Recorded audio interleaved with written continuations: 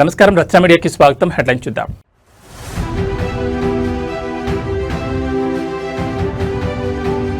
AP ప్రగతికి Chandrababu master plan, 1000 కిలోమీటర్ల తీర ప్రాంతమే టార్గెట్.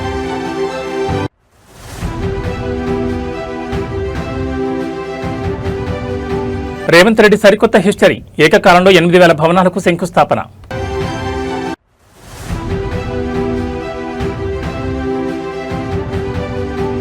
పెట్రోల్ డీజిల్ ధరలపై లీటర్కు 10 రూపాయలు తగ్గింపు, నిర్మలా సీతారామన్ వ్యాఖ్యలపై అసలు నిజం.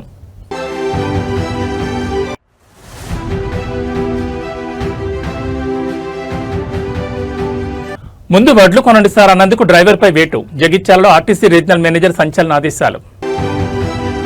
ఇక డీటెయిల్స్ చూస్తే ఆంధ్రప్రదేశ్ ఆర్థిక ప్రగతికి గేమ్ చేంజర్ గా మారబోతున్న సముద్ర తీర ప్రాంత అభివృద్ధిపై ముఖ్యమంత్రి చంద్రబాబు నాయుడు సరికొత్త యాక్షన్ ప్లాన్ సిద్ధం చేస్తున్నారు. రాష్ట్రంలో దాదాపు 974 కిలోమీటర్ల మేర ఉన్న సుదీర్ఘ కోస్తా తీరాన్ని పర్యావరణ హితంగా, ఆర్థికంగా ఎలా బలోపేతం చేయాలనే అంశంపై ఆయన సచివాలయంలో అంతర్జాతీయ నిపుణులతో ఒక కీలక సమావేశం నిర్వహించారు. ఏపీ సముద్ర సంపదను పూర్తిస్థాయిలో అందిపుచ్చుకునేలా రూపొందిస్తున్న ఈ మెగా విజన్ ప్లాన్ దేశంలోని రెండో అతిపెద్ద కోస్తా తీరం ఉన్న ఆంధ్రప్రదేశ్లో బ్లూ ఎకానమీని వేగంగా వృద్ధి చేయాలని ముఖ్యమంత్రి భావిస్తున్నారు. ఇందులో భాగంగా సముద్ర ఆధారిత పరిశ్రమలు, ఆక్వాకల్చర్, మెరైన్ టూరిజం మరియు నౌకాశ్రయాల అనుసంధానాన్ని అంతర్జాతీయ ప్రమాణాలతో అభివృద్ధి చేసేందుకు ఒక సమగ్ర కార్యాచరణను సిద్ధం చేయాలని అధికారులను ఆదేశించారు. తీర ప్రాంతాన్ని కేవలం రవాణాకే కాకుండా భారీ ఉపాధి కల్పించే వనరుగా మార్చడమే ఈ విజన్ ప్లాన్ ముఖ్య ఉద్దేశమని సీఎం స్పష్టం చేశారు. పారిశ్రామిక అభివృద్ధితో పాటు పర్యావరణ పరిరక్షణ కూడా ఈ ప్లాన్లో ప్రభుత్వం సమాన ప్రాధాన్యత ఇస్తోంది. తుఫాన్లు, అలల ఉధృతి కారణంగా ఏపీలోని పలు ప్రాంతాల్లో తీరం భారీగా కోతకు గురవుతున్న అంశంపై ఈ సమావేశంలో సుదీర్ఘంగా చర్చించారు.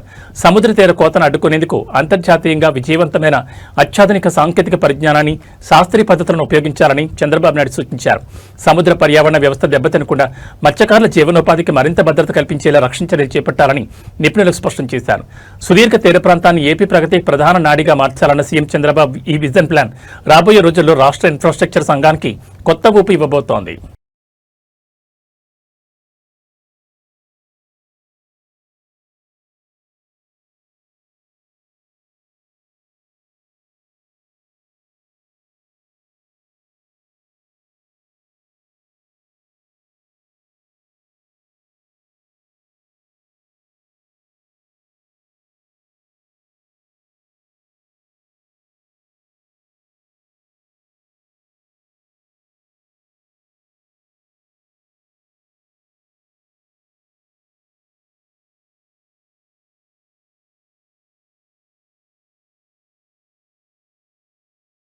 ఆంధ్రప్రదేశ్ ఉప ముఖ్యమంత్రి, జనసేన అధినేత పవన్ కళ్యాణ్ పర్యావరణ పరిరక్షణపై తన మార్క్ 15 వ్యాఖ్యలతో అధికారులకు, ప్రజాప్రతినిధులకు గట్టి హెచ్చరికలు జారీ చేశారు.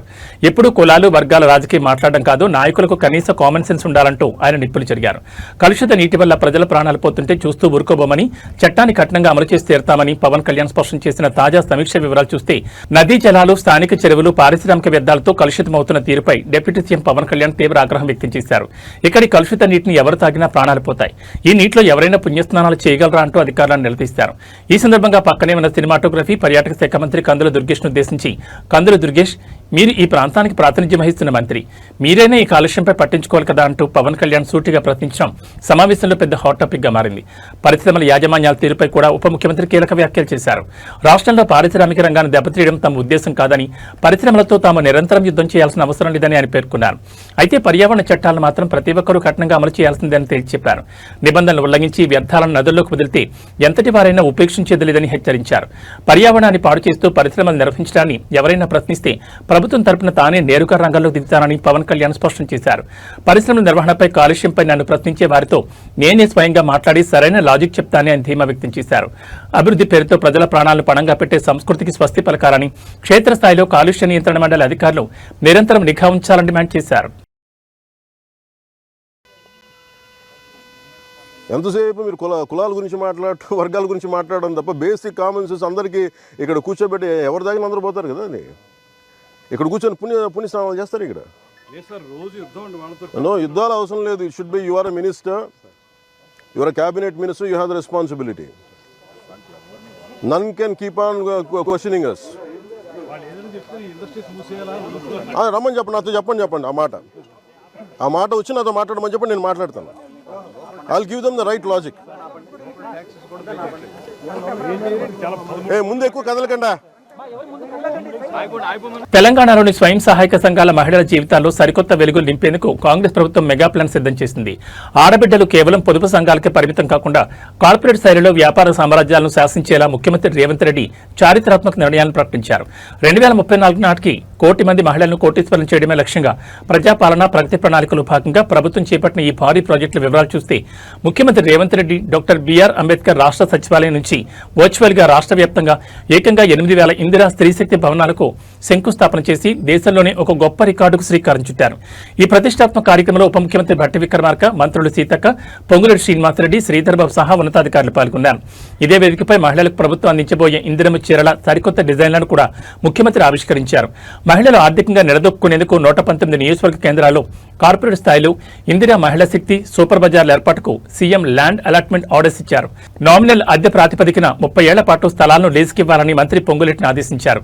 అలాగే మిల్లర్లు మరియు దళార్ల దోపిడీకి అడ్డుకట్ట వేసేందుకు ప్రతి మండలంలో మహిళా సంఘాల ఆధ్వర్యంలోని రైస్ మిల్లులు, పెద్ద పెద్ద గోడౌన్ల నిర్మాణానికి ప్రతిపాదనలు పంపాలని కలెక్టర్లను ఆదేశించారు. వీటికి అవసరమైన స్థలాలను తానే స్వయంగా ఇస్తానని బ్యాంకు లింకేజ్ ద్వారా 0 వడ్డీతో 5 లక్షల నుంచి 10 లక్షల రూపాయల వరకు రుణ పరిమితి పెంచి లోన్లు ఇప్పించే బాధ్యత ప్రభుత్వం తీసుకుంటుందని సీఎం స్పష్టం చేశారు. మహిళా సంఘాలకు నెలకు 70,000 రూపాయల అద్దె ఆదాయం వచ్చేలా 1000 ఆర్టీసీ బస్సులను కేటాయించామని, అందులో భాగంగానే జూన్ 5వ తేదీన హైదరాబాద్ పరేడ్ గ్రౌండ్స్ నుంచి మరో 553 బస్సులను ఆడబిడ్డలకు అందజేయబోతున్నట్లు సీఎం రేవంత్ రెడ్డి ప్రకటించారు. అంతేకాకుండా వారి వ్యాపారాల్లో రాణించడానికి ఈ నెల 29న వి హబ్ ద్వారా ఇంక్యుబేటర్ ప్రోగ్రాం స్టార్ట్ చేస్తున్నామన్నారు. మహిళలపై నమ్మకంతో ఆర్టీసీ ఉచిత ప్రయాణానికి ఇప్పటి వరకు 10,000 కోట్లకు పైగా చెల్లించామని, లోన్ల రికవరీలో 100% సాధించిన నిర్మల్ జిల్లా మహిళలను సీఎం ఈ సందర్భంగా ప్రత్యేకంగా అభినందించారు. మహిళల అభివృద్ధి సాధించినప్పుడే రాష్ట్రం ఆర్థికంగా నిలబడుతుందన్న ముఖ్యమంత్రి రేవంత్ రెడ్డి అచంచల విశ్వాసం ఈ సరికొత్త పథకాలతో నిజం కాబోతోంది. ఇందిరా మహిళా శక్తి బ్రాండ్ దేశంలోనే నంబర్ 1 బ్రాండ్గా ఎదగాలని ఆకాంక్షించారు.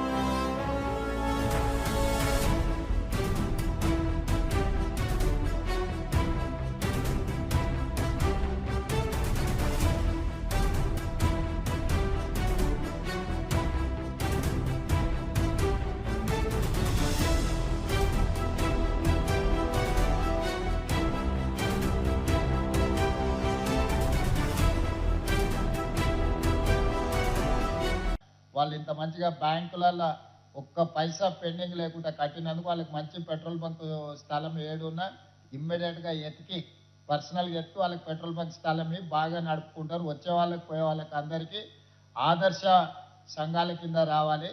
అదేవిధంగా దివ్య గారు మీకు సూచన, ఈ గంగమణి సక్సెస్ స్టోరీని విజయ్ మాల్యాకు తర్వాత నీరవ్ మోడీకి 1000 కోట్ల బ్యాంకులను ముంచేసి విదేశాలు పారిపోయింది కదా, గంగమణి సక్సెస్ స్టోరీని వాళ్ళకి పంపించు. ఇప్పుడు డబ్బులు తీసుకుంటే ఎట్లా కట్టాలి అనేది విజయ్ మాల్యా అండ్ నీరవ్ మోడీకి ఇద్దరికి ఆన్లైన్లో ట్యాగ్ చేసి వాళ్ళకి ఎక్కడున్నారో వాళ్ళకి పంపించి సక్సెస్ స్టోరీ గంగమణిని ఆదర్శంగా తీసుకొని బ్యాంకుకు ఎత్తుకపోయిన సొమ్మని కడతారు వాళ్ళు. ఓకే, థ్యాంక్ యూ అమ్మ. నేను ఈసారి నిర్మల్ వచ్చినప్పుడు మిమ్మల్ని అందరినీ కలుస్తాను. కలెక్టర్ గారు, నెక్స్ట్ టైం నేను నిర్మల్ వచ్చినప్పుడు వాళ్ళతో నాకు ప్రత్యేకంగా కల్పించు, సరేనా? థ్యాంక్ యూ అమ్మ. తెలంగాణ సచివాలయం వేదికగా ముఖ్యమంత్రి రేవంత్ రెడ్డి రాష్ట్ర ప్రగతిపై ప్రజా సమస్యలపై కీలక ప్రకటన చేశారు. సిపిఎం రాష్ట్ర కార్యదర్శి జాన్ వెస్లీ నేతృత్వంలోని ప్రతినిధి బృందం ముఖ్యమంత్రితో సమావేశమైన సందర్భంగా రైతుల సంక్షేమం, మూసీ నిర్వాసితుల భరోసా మరియు విద్యారంగ ప్రక్షాళనపై సీఎం తన మార్క్ క్లారిటీ ఇచ్చారు. కేంద్ర ప్రభుత్వంపై పదునైన విమర్శలు చేస్తూనే రాష్ట్రంలో రైతులు పండించిన ప్రతి గింజ కొనుగోలు చేస్తామని స్పష్టం చేసిన సీఎం తాజా సమీక్ష వివరాలు చూస్తే రాష్ట్రంలో సుదీర్ఘకాలంగా పెండింగ్లో ఉన్న కార్మికుల కనీస వేతనాల పెంపు నిర్ణయంపై సిపిఎం ప్రతినిధి బృందం ముఖ్యమంత్రి రేవంత్ రెడ్డికి ప్రత్యేకంగా ధన్యవాదాలు తెలిపింది. ఈ సందర్భంగా సీఎం మాట్లాడుతూ కేంద్ర ప్రభుత్వం కేవలం మద్దతు ధరలు ప్రకటించడమే తప్ప రాష్ట్రంలో కనీసం 30% పంటను కూడా సేకరించడం లేదని దుయ్యబట్టారు. కేంద్రం సహకరించకపోయినా రాష్ట్ర ప్రభుత్వమే రైతుల ప్రతి గింజను కొనుగోలు చేస్తుందన్నారు. పశ్చిమ బెంగాల్ అసెంబ్లీ ఎన్నికల కారణంగా హమాలీలు తరలి వెళ్లడం, ఎండల తీవ్రత వల్ల మధ్యాహ్నం పని జరగకపోవడంతో కొంత కొరత ఏర్పడిందని, అయితే సన్నవడ్లకు 500 బోనస్ ఇస్తూ మొక్కజొన్నను మద్దతు ధరకే కొనుగోలు చేస్తూ నిరంతరం సమీక్షిస్తున్నామని సీఎం వివరించారు. అత్యంత ప్రతిష్టాత్మకమైన మూసీ పునరుజ్జీవన ప్రాజెక్టుపై సీఎం రేవంత్ రెడ్డి మరోసారి కీలక భరోసా ఇచ్చారు. మూసీ నిర్వాసితులు ఎవరూ ఆందోళన చెందాల్సిన అవసరం లేదని, వారందరికీ స్థానికంగానే డబుల్ బెడ్రూమ్ నివాసాలు మంజూరు చేస్తామని స్పష్టం చేశారు. ఈ విషయంలో కొన్ని పార్టీలు రాజకీయం చేయడం తగదండాను. మూసీ కాలుష్యం నల్గొండ జిల్లా ప్రజలకు జీవన్మరణ సమస్యగా మారిందని గుర్తు చేసిన సీఎం, ఈ ప్రాజెక్టు ద్వారా నదిని అద్భుతమైన పర్యాటక ప్రాంతంగా తీర్చిదిద్దామని, దీనివల్ల యువతకు భారీగా ఉపాధి లభించడమే కాకుండా నగర ప్రజల జీవన విధానం మెరుగవుతుందని ధీమా వ్యక్తం చేశారు. విద్యారంగంలో తీసుకొస్తున్న విప్లవాత్మక మార్పులను కూడా సీఎం సిపిఎం నేతలకు వివరించారు. రాష్ట్రంలో ప్రభుత్వ విద్యను పూర్తిగా ప్రక్షాళన చేస్తున్నామని, విద్యార్థులకు నాణ్యమైన బ్రేక్ఫాస్ట్తో పాటు భోజనం అందిస్తున్నామని చెప్పారు. అంతర్జాతీయ ప్రమాణాలతో తెలంగాణ పబ్లిక్ స్కూల్స్ ఏర్పాటు చేస్తున్నామని చెబుతూ, తమ ప్రభుత్వం విద్యారంగాన్ని ఎంత అద్భుతంగా మారుస్తుందో తెలుసుకోవడానికి వీలుగా ఆరుట్ల పాఠశాలను ఒకసారి సందర్శించాలని సిపిఎం నాయకులను కోరారు. ఈ సమావేశంలో మాజీ ఎమ్మెల్యే జోలకంఠ రంగారెడ్డి, పి సుదర్శన్, జ్యోతి, నొన్న నాగేశ్వర సహా పలువురు సీనియర్ నాయకులు పాల్గొన్నారు. కార్మికుల వేతనాల పెంపు, ధాన్యం కొనుగోలుపై స్పష్టత ఇస్తూనే మూసీ ప్రక్షాళనపై వెనక్కి తగ్గేది లేదని సీఎం రేవంత్ రెడ్డి లెఫ్ట్ పార్టీల సమక్షంలో తేల్చి చెప్పారు.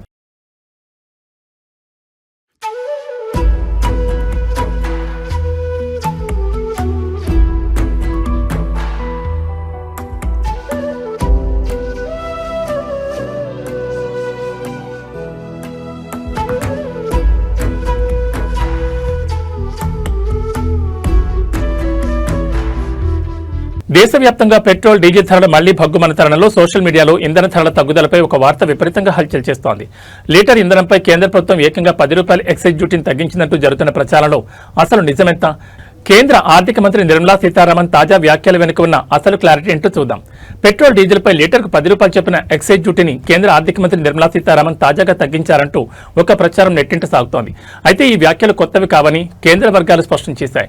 సామాన్యులపై ఆర్థిక భారం పడకుండా గతంలో అంటే మార్చి 27వ తేదీన కేంద్ర ప్రభుత్వం విధించిన పాత పన్నుల కోతకు సంబంధించిన వివరాలను మంత్రి ప్రస్తావించగా, దాన్ని ఇప్పుడు కొత్తగా తగ్గించినట్లు కొందరు తప్పుగా ప్రచారం చేస్తున్నారు. ఇటీవల చమురు సంస్థలు పెంచిన ఇంధన ధరలను సమర్థిస్తూ గతంలో కేంద్ర ప్రభుత్వం సామాన్యుల కోసం ఎంతగా కట్టుబడిందో గుర్తు చేసేందుకే ఆర్థిక మంత్రి ఈ వ్యాఖ్యలు చేశారు. అంతర్జాతీయ మార్కెట్లో ఒడిదుడుకులు ఉన్నప్పటికీ పన్నుల కోత ద్వారా గతంలో 1,00,000 కోట్లకు పైగా భారీ ఆర్థిక భారాన్ని కేంద్ర ప్రభుత్వమే భరించిందని విషయాన్ని ఆమె గుర్తు చేశారు.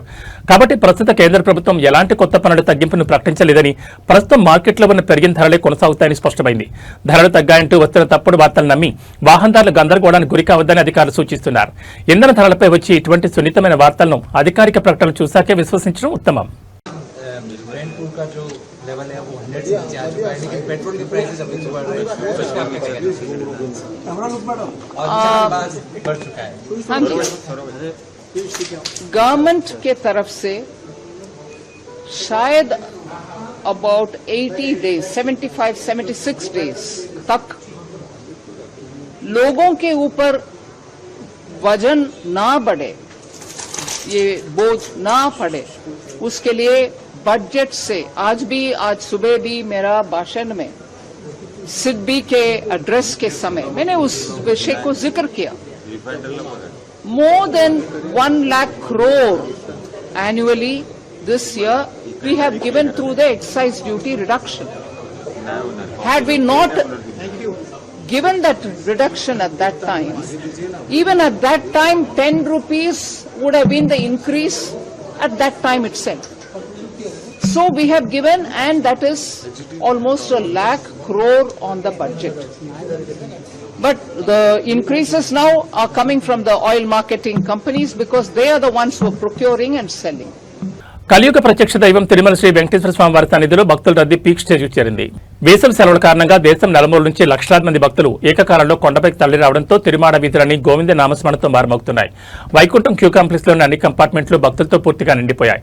శ్రీవారి సర్వదర్శనానికి ఏకంగా 24 గంటల సమయం పడుతున్నా తిరుమలలో భక్తుల క్యూ లైన్లు వైకుంఠ కంపార్ట్మెంట్లను దాటి వెలుపల ఉన్న సుదూర ప్రాంతమైన శిలాతరణం వరకు విస్తరించాయి. ఎలాంటి టోకెన్లలోని సామాన్య భక్తుల సర్వదర్శనానికి 18 నుంచి 24 గంటల సుదీర్ఘ సమయం పడుతోంది. అంటే స్వామివారిని దర్శించుకోవడానికి భక్తులు క్యూ లైన్లలో ఒక రోజంతా నిరీక్షించాల్సి వస్తోంది. మరోవైపు టైమ్ స్లాట్ సర్వదర్శనం టోకెన్లు పొందిన భక్తులకు 4 నుంచి 6 గంటల సమయం పడుతుండగా 300 రూపాయల శీఘ్ర దర్శనం టికెట్లు ఉన్న భక్తులకు లలితాంబ భవన్ మీదుగా స్వామివారి దర్శనానికి 3 నుంచి 5 గంటల సమయం పడుతోంది. తిరుమలలో నిన్న శనివారం రికార్డు స్థాయిలో రద్దీ నమోదైంది. కేవలం ఒక్క రోజులోనే ఏకంగా 89,399 మంది భక్తులు శ్రీవారిని దర్శించుకుని మొక్కులు చెల్లించుకున్నారు.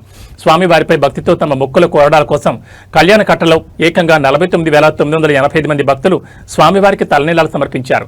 భక్తుల రద్దీ విపరీతంగా పెరగడంతో తిరుమలలోని లడ్డూ కౌంటర్లు, అన్నప్రసాద కేంద్రాలు మరియు కళ్యాణ కట్ట వద్ద భక్తులు భారీగా వేచి ఉండాల్సి వస్తోంది.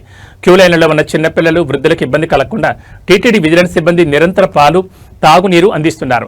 భక్తుల రద్దీకి తగ్గట్టే శ్రీవారి హుండీ కానుకల ఆదాయం కూడా భారీగా పెరిగింది. నిన్న ఒక్కరోజే తిరుమల శ్రీవారి హుండీ ద్వారా స్వామివారికి భక్తులు సమర్పించిన నగదు కానుకల విలువ ఏకంగా 4.92 కోట్ల రూపాయలుగా నమోదైందని టీటీడీ అధికారులు వెల్లడించారు. ఈ వేసవి రద్దీ మరో 2 వారాల పాటు ఇలాగే కొనసాగే అవకాశం ఉందని, భక్తులు క్యూ లైన్లలో ఓపికతో వేచి ఉండి టీటీడీ సిబ్బందికి సహకరించాలని అధికారులు విజ్ఞప్తి చేస్తున్నారు. తిరుమలలో పెరుగుతున్న రద్దీ దృష్ట్యా సామాన్య భక్తులకు ప్రాధాన్యత ఇచ్చేందుకు వీలుగా టీటీడీ బోర్డు వీఐపీ బ్రేక్ దర్శనాలు రద్దు చేసిన సంగతి తెలిసిందే. శ్రీవారి దర్శనానికి వెళ్లే భక్తులు ఈ క్యూ లైన్ల సమయాలను గమనించి తమ ప్రయాణాన్ని ప్లాన్ చేసుకోవడం ఉత్తమం.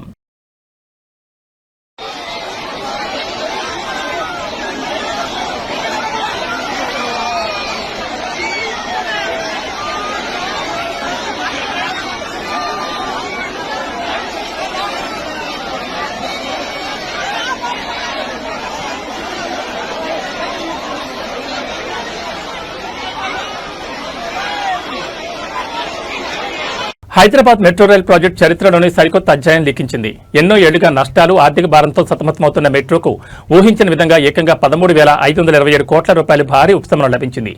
ఎల్ఎన్టీ మరియు ఇండియన్ రైల్వే ఫైనాన్స్ కార్పొరేషన్ మధ్య అత్యంత కీలకమైన రీఫైనాన్సింగ్ ఒప్పందం కుదిరింది. ఈ డీల్తో హైదరాబాద్ మెట్రోపై పూర్తి నియంత్రణ ఇకపై రాష్ట్ర ప్రభుత్వానికి దక్కబోతోంది.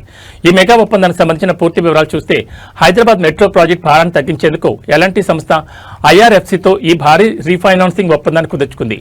ఈ ప్రక్రియతో మెట్రోపై ఉన్న పాత అప్పుల వడ్డీల భారం గణనీయంగా తగ్గనుంది. ఈ సందర్భంగా రాష్ట్ర ప్రభుత్వం ప్రధాన కార్యదర్శి రామకృష్ణారావు మాట్లాడుతూ ఈ డీల్ తర్వాత మెట్రో యొక్క 100% యాజమాన్య వాటా అధికారికంగా తెలంగాణ ప్రభుత్వానికి బదిలీ అయినట్లు వెల్లడించారు. పీపీపీ మోడల్ నుండి మెట్రో ఇప్పుడు పూర్తిగా ప్రభుత్వ పరిధిలోకి రావడం అత్యంత ప్రాధాన్యత సంతరించుకుంది. మొత్తం 20 ఏళ్ల సుదీర్ఘ కాలపరిమితితో ఈ నూతన ఆర్థిక ఒప్పందం రూపుదిద్దుకుంది. దీనివల్ల ప్రతి ఏటా చెల్లించాల్సిన భారీ వడ్డీల భారం తగ్గి మెట్రో సంస్థ మరింత లాభాల బాటలో నడవడానికి మార్గం సుగమం అవుతుందని సీఎస్ రామకృష్ణారావు స్పష్టం చేశారు. ఐఆర్ఎఫ్సీ అందించిన ఈ నిధుల వెసులుబాటుతో మెట్రో నిర్వహణ ఖర్చులు తగ్గడమే కాకుండా భవిష్యత్తులో ప్రయాణికులపై అదనపు ఛార్జీల భారం పడే అవకాశం కూడా తప్పుతుందని ఆర్థిక విశ్లేషకులు అంచనా వేస్తున్నారు. మెట్రో పూర్తిగా తెలంగాణ ప్రభుత్వ యాజమాన్యంలోకి రావడంతో నగరంలో ప్రతిష్టాత్మకంగా తలపెట్టిన మెట్రో ఫేజ్ 2 మరియు ఎయిర్పోర్ట్ కనెక్టివిటీ విస్తరణ పనులకు మరిన్ని నిధులు సమకూర్చుకోవడం ప్రభుత్వానికి సులభతరం కానుంది. పబ్లిక్ ట్రాన్స్పోర్ట్ రంగాన్ని బలోపేతం చేయాలన్న ప్రభుత్వ సంకల్పానికి ఈ ఒప్పందం ఒక పెద్ద మైలురాయిగా నిలవబోతోంది. ఈ చారిత్రాత్మక డీల్పై భాగ్యనగర్ ప్రయాణికులు మరియు పారిశ్రామిక వర్గాలు హర్షం వ్యక్తం చేస్తున్నాయి. 13,527 కోట్ల రీఫైనాన్స్ తో హైదరాబాద్ మెట్రోకు సరికొత్త ఊపిరి లభించిందని చెప్పొచ్చు.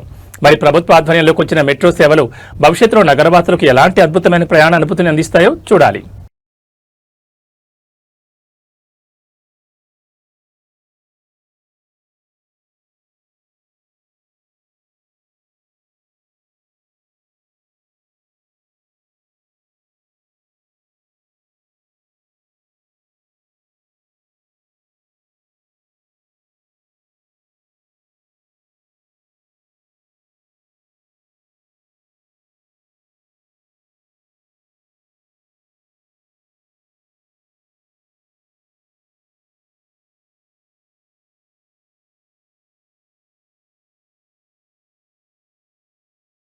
తెలంగాణలో తీవ్ర సంచలనం సృష్టిస్తున్న ఒక తాజా పరిణామం జగిత్యాల జిల్లాలో చోటు చేసుకుంది.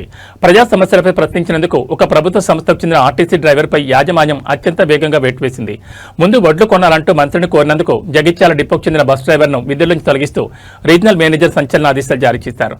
రాష్ట్ర వ్యాప్తంగా రాజకీయంగా మరియు కార్మిక వర్గాల్లో తీవ్ర దుమారం రేపుతున్న ఈ బ్రేకింగ్ స్టోరీ చూస్తే దేశంలో పెరిగిన పెట్రోల్, డీజిల్ ధరలకు వ్యతిరేకంగా జగిత్యాల కేంద్రంలో రాష్ట్ర ప్రభుత్వ మంత్రి అడ్లూరు లక్ష్మణ్తో పాటు స్థానిక జగిత్యాల కాంగ్రెస్ ఎమ్మెల్యేలు భారీ నిరసన ప్రదర్శన మరియు ధర్నా చేపట్టారు.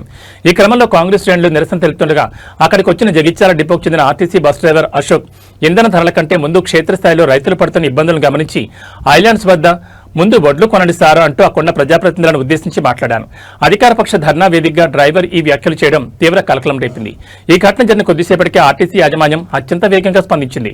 డ్రైవర్ అశోక్ పై క్రమశిక్షణ రాహిత్యం పేరిట వేటు వేస్తూ ఇకపై డ్యూటీకి రావద్దని ఆదేశిస్తూ ఆర్టీసీ రీజనల్ మేనేజర్ నుంచి అధికారికంగా రిమూవల్ లెటర్ జారీ అయింది. ప్రజాప్రతినిధులను నిలదీసిన కొద్ది గంటల్లోనే ఒక కార్మికుడిని విధుల్లోంచి తొలగించడం ఇప్పుడు తీవ్ర చర్చకు దారితీసింది. ఈ సస్పెన్షన్ వేటుపై బాధితుడైన ఆర్టీసీ డ్రైవర్ అశోక్ మీడియా ముందుకొచ్చి తన ఆవేదనను వ్యక్తం చేశారు. తాను ఏ రాజకీయ పార్టీని గాని ఏ ఒక్క వ్యక్తిగత నాయకుని గాని విమర్శించలేదని ఆయన స్పష్టం చేశారు. ఐలాండ్స్ వద్ద ధాన్యం కొనుగోలు కాక రైతులు పడుతున్న గోసను చూసి కేవలం రైతుల పక్షాన మాత్రమే మాట్లాడాలని తెలిపారు. అయినప్పటికీ ఆర్ఎం నుంచి తనకు రిమూవల్ లెటర్ వచ్చిందని విధులకు రావద్దని సూచించారని చెప్తూ ఒక ప్రభుత్వ ఉద్యోగిగా ప్రజా సమస్యను ప్రస్తావిస్తే ఉద్యోగం తీసేస్తారా అని ఆయన ప్రశ్నిస్తున్నారు. ఒకవైపు ధాన్యం కొనుగోలుపై రాష్ట్ర వ్యాప్తంగా చర్చ జరుగుతుంటే జగిత్యాలలో రైతుల గురించి మాట్లాడిన డ్రైవర్పై ఇంత వేగంగా వేటు వేయడంపై కార్మిక సంఘాలు మరియు ప్రతిపక్షాలు తీవ్రస్థాయిలో మండిపడుతున్నాయి. దీనిపై ఆర్టీసీ యాజమాన్యం లేదా ప్రభుత్వం నుంచి ఎలాంటి అధికారిక వివరణ రాబోతుందో చూడాలి.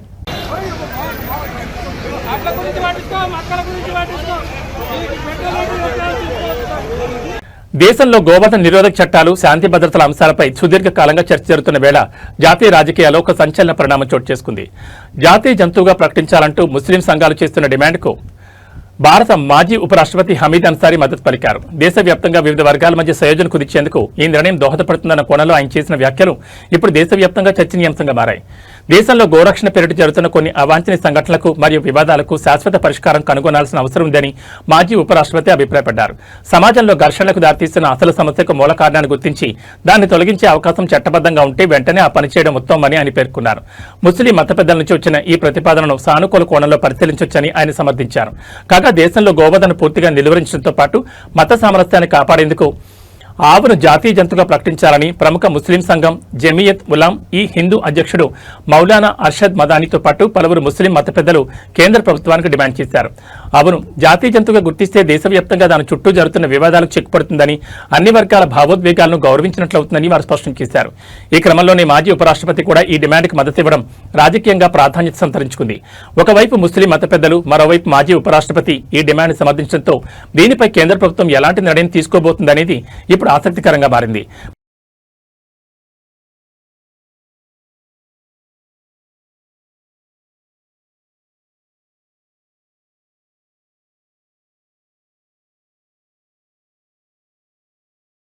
తెలంగాణ ప్రజలకు వాతావరణ శాఖ అత్యంత కీలకమైన హెచ్చరిక జారీ చేసింది. రాష్ట్రంలో అటు భానుడి బగబగలతో పాటు ఇటు ఊహించని విధంగా భారీ వర్షాలు ముంచెత్తబోతున్నాయి. రాబోయే 2 రోజుల పాటు రాష్ట్రంలో తీవ్రమైన ఉష్ణోగ్రతలతో పాటు ఈదురుగాలతో కూడిన తుఫాన్ తరహా భారీ వర్షాలు కురిసే అవకాశం ఉందని వాతావరణ శాఖ నిపుణులు హెచ్చరించారు. ఈ నేపథ్యంలో పలు జిల్లాలకు అత్యంత ప్రమాదకరమైన రెడ్ అలర్ట్ ప్రకటించారు. వాతావరణ శాఖ సమాచారం ప్రకారం కామారెడ్డి, మెదక్, సిద్దిపేట, రంగారెడ్డి, హైదరాబాద్, నాగర్ కర్నూలు, నల్గొండ, వికారాబాద్, గద్వాల్ మరియు మహబూబ్ నగర్ జిల్లాలకు రెడ్ అలర్ట్ జారీ అయింది. ఈ జిల్లాల్లో గంటకు 60 కిలోమీటర్ల భారీ వేగంతో ఎదురుగాలులు వీచే ప్రమాదం ఉంది. ఒక్కసారిగా ఆకాశం మేఘావృతమై చూస్తుండగానే 50 నుంచి 60 మిల్లీమీటర్ల రికార్డు స్థాయి భారీ వర్షపాతం నమోదయ్యే ఛాన్స్ ఉందని నిపుణులు హెచ్చరిస్తున్నారు. కేవలం వర్షమే కాకుండా ఈ 2 రోజులు పలుచోట్ల విపరీతంగా పిడుగులు పడే అవకాశం ఉందనేది అత్యంత ఆందోళనకరమైన అంశం. వర్షం పడే సమయంలో వ్యవసాయ క్షేత్రాల్లో ఉన్న రైతులు, కూలీలు ఎట్టి పరిస్థితుల్లోనూ చెట్ల కింద గానీ, కరెంటు స్తంభాల నీడను గానీ ఆశ్రయం పొందవద్దని అధికారులు విజ్ఞప్తి చేస్తున్నారు. అలాగే నగరాల్లో ప్రయాణికులు హోర్డింగులు, బలహీనమైన కట్టడాల కింద నిలబడకుండా సురక్షిత ప్రాంతాల్లో ఉండాలని స్పష్టం చేశారు. ఎండల తీవ్రతతో పాటు ఈ అకస్మాత్ వర్షాల వల్ల ప్రజలు తీవ్ర అసౌకర్యానికి గురయ్యే ప్రమాదం ఉంది. ఎండ, భారీ వర్షం ఈ రెండు ఒకేసారి ముంచుకొస్తున్న నేపథ్యంలో ప్రజలంతా అప్రమత్తంగా ఉండాలి. ముఖ్యంగా అత్యవసరమైతే తప్ప బయటకు రాకపోవడమే మంచిది. వాతావరణ శాఖ ఇచ్చే ఎప్పటికప్పుడు అప్డేట్స్ ను గమనిస్తూ జాగ్రత్తలు తీసుకోవాలి.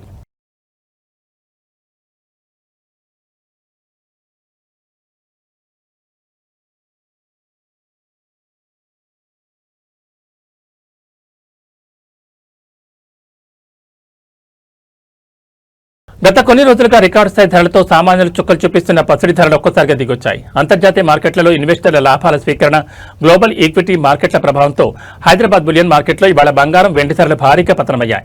వివాహాల సీజన్ నడుస్తున్న తరుణంలో ఈ ధరల తగ్గింపు కొనుగోలుదారులకు, ముఖ్యంగా మధ్యతరగతి కుటుంబాలకు పెద్ద ఉపశమనం కలిగించిందని చెప్పాలి. ఇవాల్టి మార్కెట్ క్లోజింగ్ వివరాలు చూస్తే పెట్టుబడులకు అత్యంత అనుకూలమైన 24 క్యారెట్లకు చెందిన 10 గ్రాముల స్వచ్ఛమైన మేలిం బంగారం ధరపై ఏకంగా ₹490 మేర పతనమైంది. ఈ భారీ తగ్గుదలతో నిన్నటి రికార్డు స్థాయిల నుంచి దిగివచ్చిన పసిడి ధర ప్రస్తుతం మార్కెట్లో 158,890 వద్ద ముగిసింది. అంతర్జాతీయంగా డాలర్ ఇండెక్స్ పుంజుకోవడం, గోల్డ్ బాండ్ల మార్కెట్లో ఒడిదుడుకుల వల్ల 24 క్యారెట్ల బంగారం ధర ఒక్కసారిగా ₹500 మేర కిందికి దిగొచ్చిందని మార్కెట్ విశ్లేషకులు స్పష్టం చేస్తున్నారు. మరోవైపు సాధారణ వినియోగదారులు మరియు మహిళలు ఆభరణాల తయారీ కోసం ఎక్కువగా కొనుగోలు చేసే 22 క్యారెట్ల బంగారం ధర కూడా ఇవాళ మార్కెట్లో భారీగా క్షీణించింది. 10 గ్రాముల ఆభరణాల గోల్డ్ రేటుపై ఏకంగా ₹450 మేర తగ్గి ప్రస్తుతం మార్కెట్లో 145,650 వద్ద పలుకుతోంది. గత వారం రోజులతో పోలిస్తే 22 క్యారెట్ల బంగారంపై ఈ స్థాయి తగ్గుదల నమోదు కావడం ఇదే తొలిసారి. పెళ్లిళ్ల నిమిత్తం భారీగా ఆర్డర్లు ఇచ్చుకునే వారికి, కొత్తగా నగలు కొనాలనుకునే వారికి ఈ రోజు మార్కెట్ ఎంతో లాభదాయకంగా మారిందని జ్యువెలరీ వర్గాలు చెప్తున్నాయి. బంగారంతో పాటు వెండి కూడా ఇవాళ అదే బాటలో నడిచింది. బులియన్ మార్కెట్ తాజా అప్డేట్ ప్రకారం ప్రస్తుతం మార్కెట్లో కేజీ సిల్వర్ రేటు 2,94,900 వద్ద స్థిరంగా కొనసాగుతోంది. అయితే ఇక్కడ వినియోగదారులు గమనించాల్సిన ముఖ్య విషయం ఒకటి ఉంది.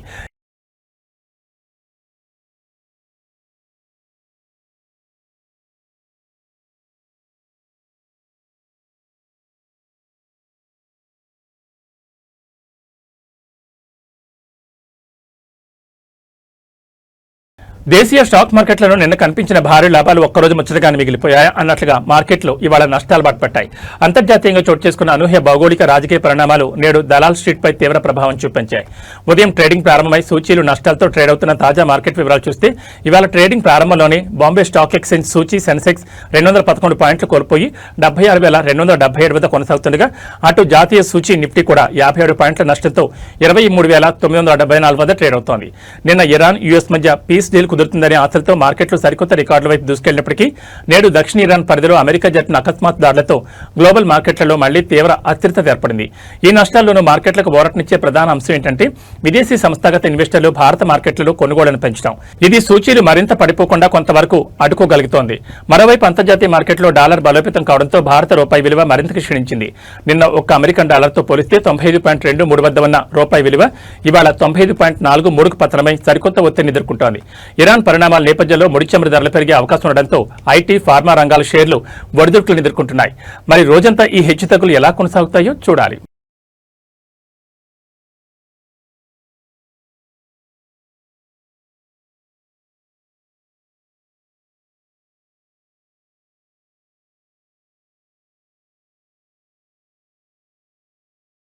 టాలీవుడ్ యాక్షన్ హీరో మంచు మనోజ్ తనలోని మానవత్వాన్ని చాటుకుని వెండితెరపైనే కాదు నిజ జీవితంలోనూ తాను రియల్ హీరో అనిపించుకున్నారు. రంగారెడ్డి జిల్లా నాదర్గుల్లోని మాతృదేవోభవ అనాథాశ్రమాన్ని సందర్శించిన మనోజ్ అక్కడ ఒక అనాథకు సరికొత్త జీవితాన్ని ప్రసాదించారు. సోషల్ మీడియాలో స్ఫూర్తి నింపుతున్న ఆయన సెలబ్రిటీతో పునర్జన్మ ఛాలెంజ్ వినూత్న కార్యక్రమ వివరాలు చూస్తే మలక్పేట్ ప్రధాన రహదారిపై కొన్ని రోజులుగా మతిస్థిమితం లేకుండా ఆకలితో అలమటిస్తూ తిరుగుతున్న ఒక గుర్తు తెలియని వ్యక్తిని మాతృదేవోభవ ఆశ్రమ నిర్వాహకులు చేరదీశారు. ఈ విషయం తెలుసుకున్న నటుడు మంచు మనోజ్ స్వయంగా ఆశ్రమానికి తరలివచ్చారు. ఆ వ్యక్తిని చూసి చలించిపోయిన మనోజ్ ఏమాత్రం సంకోచించకుండా తానే స్వయంగా చేతులారా అతనికి జుట్టు గడ్డం కత్తిరించి స్నానం చేయించి నూతన వస్త్రాలు అందించారు. పిచ్చివాళ్ల తిరుగుతున్న ఆ వ్యక్తిని ఒక్కసారిగా అందమైన సాధారణ మనిషిగా మార్చి ఒక సరికొత్త పునర్జన్మనిచ్చారు. కేవలం నూతన వస్త్రాలు ఇవ్వడమే కాకుండా ఆశ్రమంలోని మిగతా అనాథలతో, వృద్ధులతో మనోజ్ ఎంతో ఆప్యాయంగా సమయం గడిపారు. ఎలాంటి స్వార్థం లేకుండా సమాజంలో దిక్కులేని వారికి నీడను కల్పిస్తున్న ఆశ్రమ నిర్వాహకుడు గిరి సేవలను మనోజ్ ఈ సందర్భంగా మనస్ఫూర్తిగా అభినందించారు. ఈ ఆశ్రమానికి భవిష్యత్తులో ఎలాంటి అవసరం వచ్చినా తాను ఎల్లప్పుడూ ఒక కుటుంబ సభ్యుల అండగా ఉంటానని, తన వంతు ఆర్థిక నైతిక సహాయాన్ని అందిస్తానని గిరికి మనోజ్ మాట ఇచ్చారు. మనోజ్ చేసిన ఈ అద్భుతమైన పనికి సంబంధించిన విజువల్స్ ఇప్పుడు నెట్టింట వైరల్ గా మారాయి. సెలబ్రిటీ హోదాను పక్కన పెట్టి ఒక అనాథకు మనోజ్ చేసిన ఈ సేవ సమాజంలో మరికొందరికి స్ఫూర్తిదాయకంగా నిలుస్తుందనడంలో సందేహం లేదు. మంచు మనోజ్ బిగ్ హార్ట్ కు సాల్యూట్ చేస్తూ నెట్జన్లు ప్రశంసల వర్షం కురిపిస్తున్నారు. भगवान है और अच्छा आदमी है आपके साथ, आपका लाइफ बहुत अच्छा होता है आज से.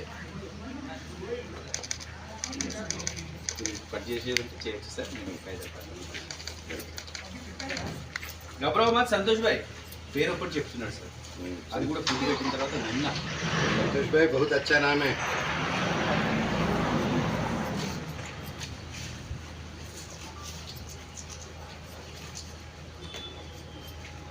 ఏబీ బులెటిన్ విశేషాలు. నమస్కారం.